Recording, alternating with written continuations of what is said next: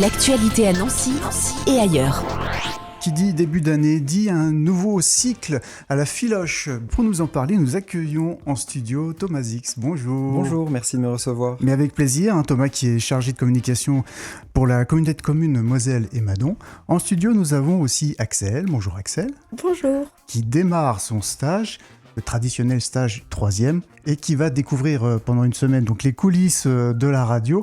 Les coulisses, en coulisses bien sûr, c'est le thème de ce nouveau cycle, n'est-ce pas Thomas ? Voilà, exactement. On débute l'année avec cette nouvelle programmation et on voulait un petit peu inviter le public pour ces 3 prochains mois à voir l'envers du décor.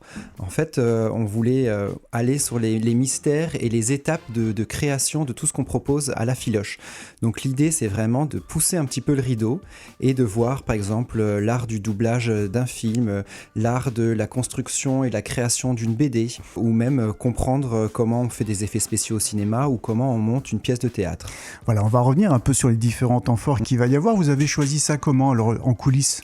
Alors comme d'habitude, en fait, vraiment, ce qui est intéressant en Filoche, c'est qu'on fait ce travail en équipe, 1 an en amont, en fait, on se regroupe toutes les équipes de la ludothèque, médiathèque, espace multimédia, et on donne nos idées. Et en fait, ce thème est ressorti parce qu'il permet vraiment de faire comprendre déjà nos métiers, les métiers qu'on fait à la Filoche, et aussi de vraiment comprendre tous les aspects de la création qu'il peut y avoir dans tout ce qu'on propose à la Filoche. Donc la soirée de lancement, c'est le 31 janvier. Voilà, c'est ça. Donc soirée de lancement avec vernissage des 2 expositions et le spectacle Y'a des watts. Alors c'est un spectacle assez marrant où on va suivre une diva qui s'appelle Rosie Volt et qui va venir sur scène mais qui va avoir plein de problèmes. Ça va pas se passer comme elle veut et elle va revisiter un peu l'art du clown en fait. Et ce qui nous a intéressé dans ce spectacle, c'est de comprendre ce qui se passe derrière le rideau qu'on ne doit pas voir. Et là, justement, dans ce spectacle, on va voir comment y a des erreurs qui se font, son travail avec son régisseur qui va venir sur scène pour lui remettre son micro, pour lui remettre tout son casque, etc. Et on va voir vraiment toute la construction de façon vraiment très humoristique d'une pièce de théâtre ou d'un spectacle. Voilà, donc ça, ce sera lors de la soirée de lancement. Ce qui va courir sur toute la durée, c'est les 2 expositions. Voilà. Alors, donc, du 31 janvier jusqu'au 26 avril, on va avoir 2 expositions. La première s'intitule « Leur décor après eux ».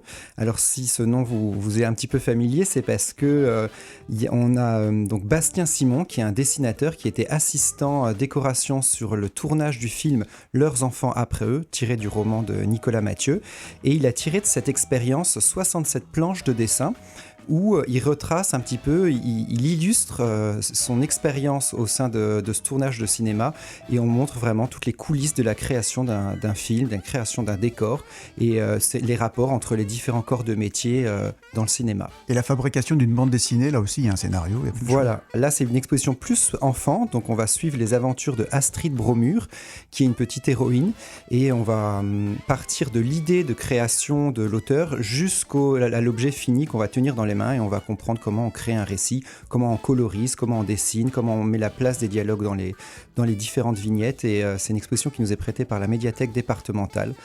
Voilà, jusqu'au 26 avril. Voilà, 2 expositions à voir sur toute la durée de ce cycle et bien sur cette durée aussi, il va y avoir différents temps forts, des ateliers, vous les avez évoqués, notamment autour du doublage. Voilà, on va avoir notre journée thématique le 1er mars, donc c'est une habitude qu'on a régulièrement de faire une journée entière dédiée à la thématique en coulisses et on va avoir plusieurs ateliers. Donc on va avoir un atelier pour tester nos talents de comédien, voilà, pour essayer d'être comédien.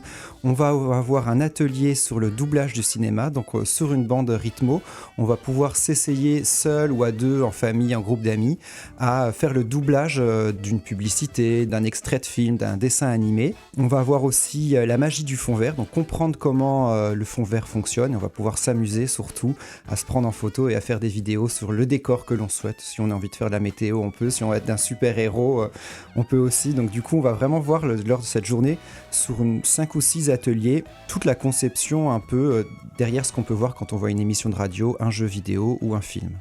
Axel, toi tu découvres un peu le programme de ce qui va se passer à la Filoche. Spontanément, tu irais vers quelle animation ou voire atelier ? Je pense que l'atelier de doublage de cinéma, ce serait vraiment intéressant pour essayer de se mettre dans la peau d'un personnage et vraiment essayer d'être comme lui, de faire comme ça. Ça m'a l'air super intéressant.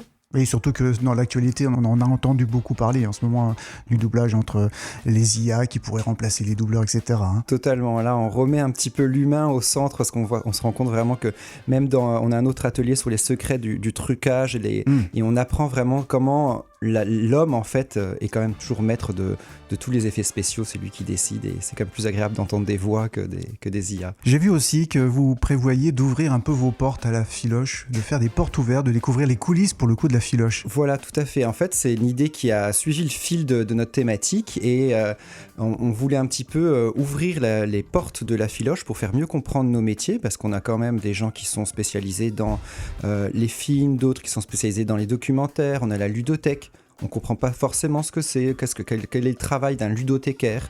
On a aussi notre chargée de programmation qui va expliquer comment elle travaille avec les compagnies théâtre, comment on peut accueillir des compagnies en résidence. Et c'est vraiment l'idée d'ouvrir la Filoche sur 3 rendez-vous au temps du cycle et d'aller aussi dans les endroits qu'on ne connaît pas, dans les réserves, dans tous ces endroits-là qu'on ne connaît pas à la Filoche. Ça aura lieu quand ces portes ouvertes? Il y aura plusieurs rendez-vous? Il y a plusieurs rendez-vous. Le premier, ça sera le mardi 11 février, le second, le mardi 25 février et le dernier rendez-vous, ça sera le mardi 1er avril à 10h. Voilà, bien sûr, Thomas nous a donné plein de dates, plein d'horaires. On peut retrouver ça sur le programme de la Filoche, j'imagine. Voilà, exactement. Donc sur notre page Facebook ou sur notre site la-filoche.fr et je vous invite toujours à réserver nos événements qui sont tous gratuits, mais il faut réserver en ligne. Notamment la soirée de lancement du 31 ? Exactement, notamment la soirée de lancement qui est toujours quasi complète assez rapidement. Merci beaucoup Thomas. Merci à vous. L'actualité à Nancy et ailleurs. C'est sur Fudget. Pour y participer, contactez-nous au 03 83 35 22 62.